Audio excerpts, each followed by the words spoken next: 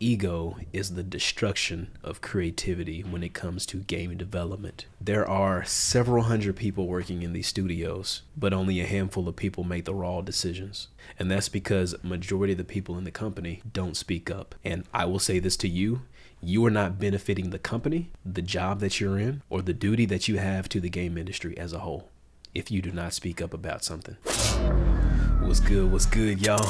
I know it's been a while, but I'm about to give y'all some updates about what I've been going through for the past couple of months. So if you don't know who I am Tyvik Starworth. I'm currently a technical combat designer at Sucker Punch, and I've been in the game industry, AAA game industry, for about 6 years now. Today I'm going to talk about what the hell happened to me, what's been going on for these last 3 months, and where I want to take my channel and how I want to tackle 2024. So if you want to know all those things, stay tuned and let me drop y'all some knowledge. First thing first, you already know about it. It's the flood. If you all don't know, my house flooded back in November the 4th, and I'm just now starting to get crews in to actually touch up the house and make it livable again. And so just know that it's been a really rough time trying to figure all of that out, and then go through management and HOA and have them determining who's going to take responsibility for what, and then me being left in the dark with communication and trying to figure out the game plan, or even if they have a plan at the time. Most of the time they didn't. So it's been a really stressful time with that, and then work stuff ramping up, and then some other things in the background that's been catching my attention. So I'm looking to come back to making this YouTube really solidified. And I'm not even gonna cut this. This is just me rambling, but I want you all to hear me, so I'm just gonna keep on talking about it. I've been away. I've been doing some self-reflection and determining where I want to go for 2024. I've been through so much in the past couple of months, and then now I'm finally starting to stabilize. And if y'all hear something in the background, it's probably because they're downstairs still doing work, still trying to fix up the house so I can actually get back here. The only reason I'm back here right now is because I have remote work right here. This is where my desk is set up, so this is where I work. But anyways, just know that I'm looking to come back to the YouTube, the YouTube community, and that's where I primarily want to be. LinkedIn was good for a little while, but it's only so much that you can do on LinkedIn before you hear the same quotes and motivations and, shit post. People talking about how to get a job, how to write a resume, how to network. There's only so many times you can post about that. And I realized that me doing LinkedIn, I was giving information, and you all love that. I love the community that I've built up over the time. But the truth of the matter is that wasn't necessarily fulfilling for me. So I was giving y'all information, but I wasn't getting anything from that. And I cherish the people who reach out to me, or who reached out to me during the flood, and they was like, hey man, hope you're doing okay, just checking in on you. Thank you all so much for checking in on me. It means the world. And some people have contacted me saying that, hey, Tyvik, got a job, got an internship, you're the reason that I was able to get that, so congratulations to everybody that I was able to help get a job, or at least further give them more knowledge in order to tackle and get more interviews in the meantime. But you'll get there eventually, okay? Don't give up, but always be working on that skill set. But back to the point, I'm rambling. It's been a while. I'm just talking.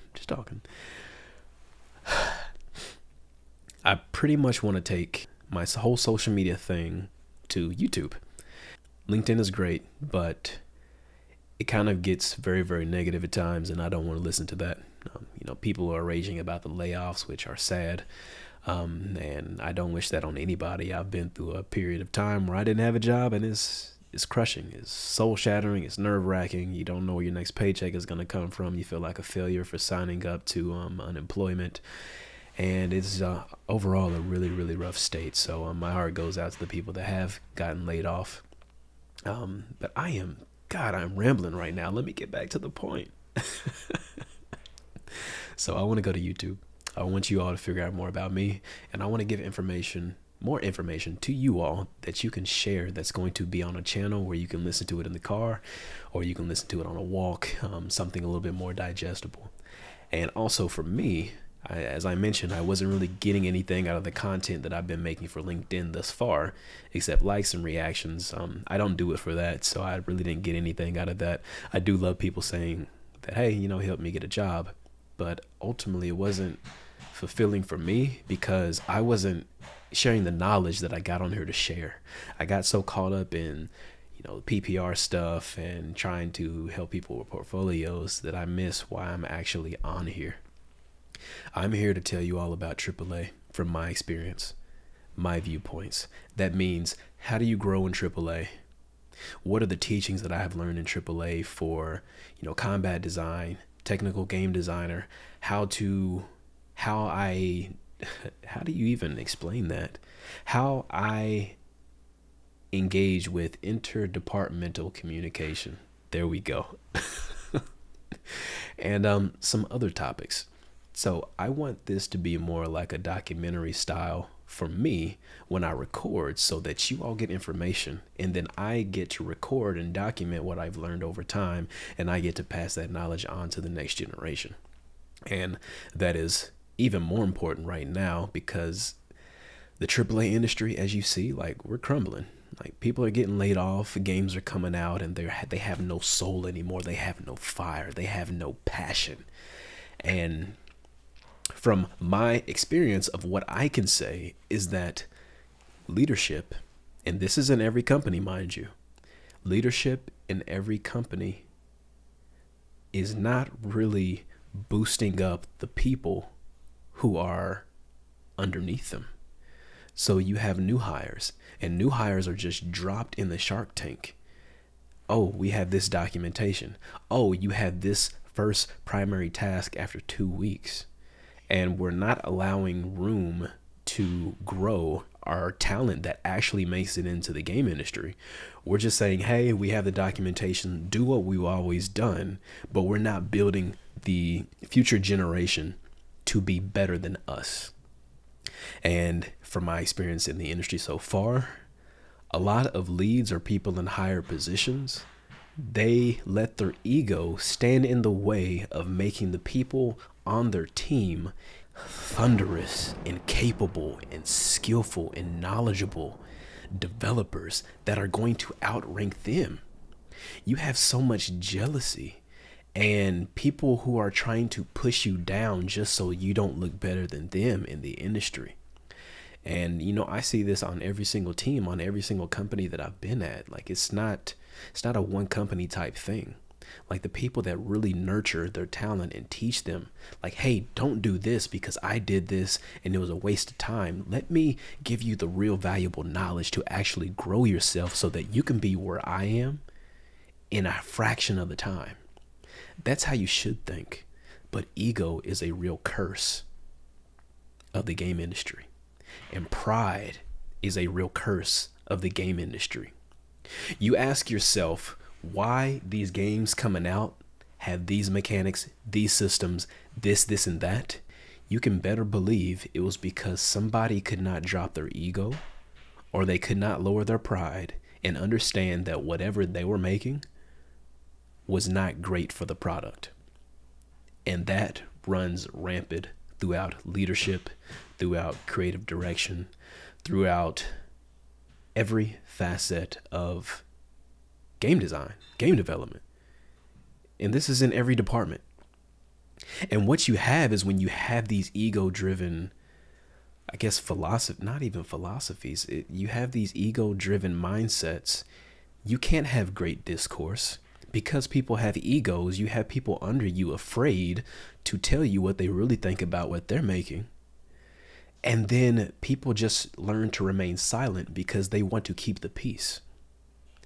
Now, for me, I don't really care about keeping the peace. I'd rather rock the boat because at the end of the day, I'm trying to make the best product that I can with the people on my team so that we can make a phenomenal product that's going to go out to the masses and then absolutely just kill it. And that only happens if we learn to have healthy discourse, healthy debates. A lot of the decisions that are getting made, people don't like, but they're afraid to speak up. And especially in a climate where we have these mass layoffs, why would I speak up to risk my job being stripped away from me? So I'm just going to comply because it keeps food on my table. It keeps my family fed. May not be what I want to do, but at the end of the day, it keeps me stable. And that is a terrible way to create games. It's terrible for creativity. And often when I speak up in a company, from the companies that I've been at, I have 20 to 30 people being like, yes, me too. He gets it. That's what I was thinking as well. I had the same questions. I was wondering the same things. I was confused as well. Wow.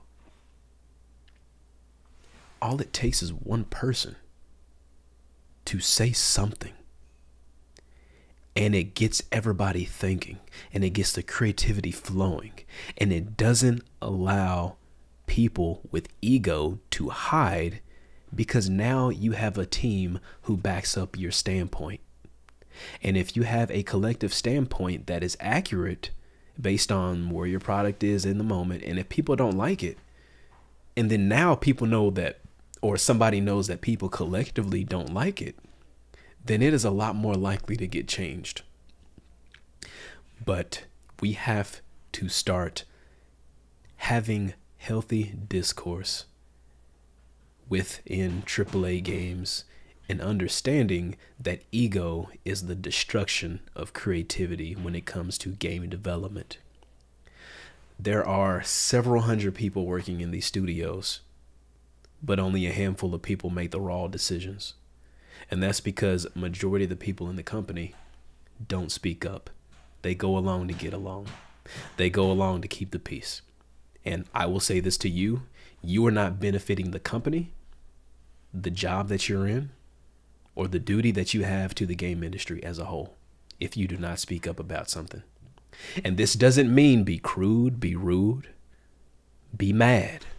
No, this means that you describe, hey, I'm not feeling that we should go this direction. This is why I'm feeling this way.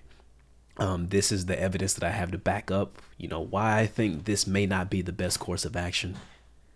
And these are my concerns. Make them concerns and based off of feeling and emotions with evidence from other products or other games that back up that feeling. That's how you have proper discourse in the game industry. If you tackle it straight on and say, hey, that sucks, that's garbage, that's not going to get anywhere, and that serves nobody any purpose.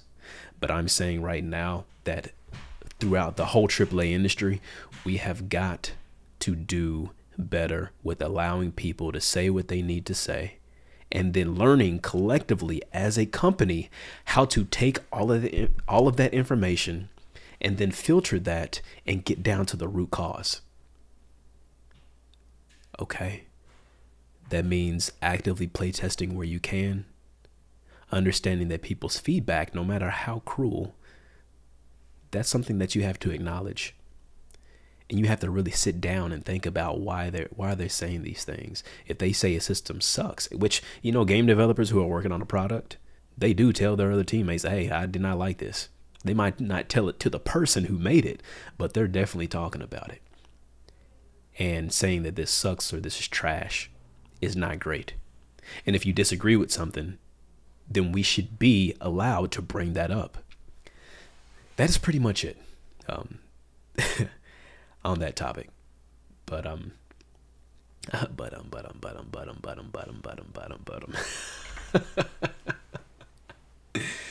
it's been a while since I've been on here, y'all. And I'm gonna leave this in. I'm gonna leave this in because this is me. This is me. I've been under 3 months of stress. It's racked my brain a little bit, and my social skills talking to a camera have gone down because I haven't done it in a while. But hey, we're gonna get back up to it. With that being said, for my YouTube channel, I want to talk more about topics like that, about what we need to do in the AAA industry to boost up our young talent that actually does make it in, and start to create and nurture, or start to create a platform where they're able to be nurtured and are able to grow and feel like they're able to actually contribute, but not only contribute, but be allowed. People should be allowed to disagree openly about what they don't like about whatever game they're making. Because at the end of the day, their name is going in the credits as well. And I feel like this art of being able to say the things that need to be said is lost, because any type of conflict within game development is seen as a attack on somebody's character. And that's the thing. I was explaining this the other day to someone, but when you take a creative person and then you give them feedback on what they're making, you're not actually giving them feedback just on the thing that they're making. You're giving them feedback straight to their heart, because whatever they're making is their baby, you know? Like, they cherish this thing. This thing is a part of them. This is their ownership over the product, and you're saying that you don't like it, and it is a direct hit to their heart most of the time because they are so close to it. And as creatives, our work is our identity. And our work that we put out to the world through media, 2D, 3D, modeling, painting, anything, that is an extension of ourselves that we're putting out there. And we have to be careful with how we approach other people and their work. And there's a right and wrong way to do it. Sometimes you need to, get your point across without being too blunt. And there's times where you need to be blunt, because that matters as well. But you have to understand when to use it. More communication. You can never go wrong with more communication, or better communication, I might say that. That's the stuff I want to talk about, though, on this channel. I'm able to talk about that effortlessly. This is what I want to talk about, because I think people really want to know, like, day in the life, what is it like to work in the AAA industry? And I can tell that over time through what I've done and how I've succeeded in the game industry, and at what cost that came at. Because being in the AAA industry isn't all sunshine and rainbows and great times. It's work just like any other work on this planet.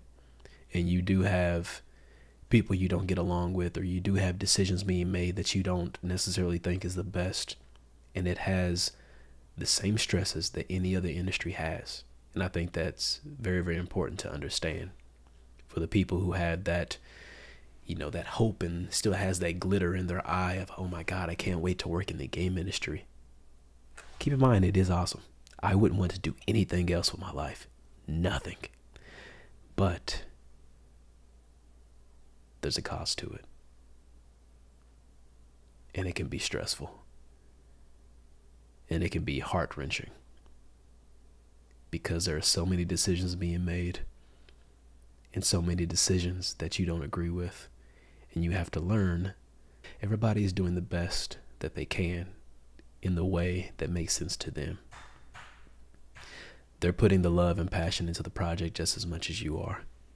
And it can sometimes get very frustrating to see a decision being made that you don't agree with. And that's been since day one in the industry. Okay? The Last of Us Part 2 at Naughty Dog, it's been since then. Call of Duty Warzone, it's been since then. Sucker Punch, same way. It's going to happen no matter what. And learning how to deal with that and manage that and approach that in a healthy way is very, very important. But I'm going to end this video. I'm still rambling, but I hope you like this. And I really do want to talk about more topics like this. But I'm not for sure when I'm exactly going to be back, because my house is still being worked on. If you all don't know, my house flooded back in November the 4th, and I'm just now starting to get crews in to actually touch up the house and make it livable again. And so just know that I'm about to come back, and I want to talk just like this. Like I'm talking to you in a conversation, okay? And we're going to talk about some good stuff. I'm going to have some combat talks, some designer talks, some level design talks, programming talks, whatever. Whatever comes to mind that I feel like you all would benefit from knowing to help you all get into the game industry and then to understand the game industry before you actually get in it. That's what I want to do, and I want to support that. I have a lot of knowledge on that. And I think I have a lot more insight than most other people for the game industry as a whole when it comes to being a developer. In a lot of sense, since I've been in the industry for about 5 to 6 years, I feel like I know way more knowledge than I should. And so I want to give that back. And that's what this channel is going to be about. And if you like this format, then let me know. If you want it to be a little bit more podcasty, then, let me know about that as well.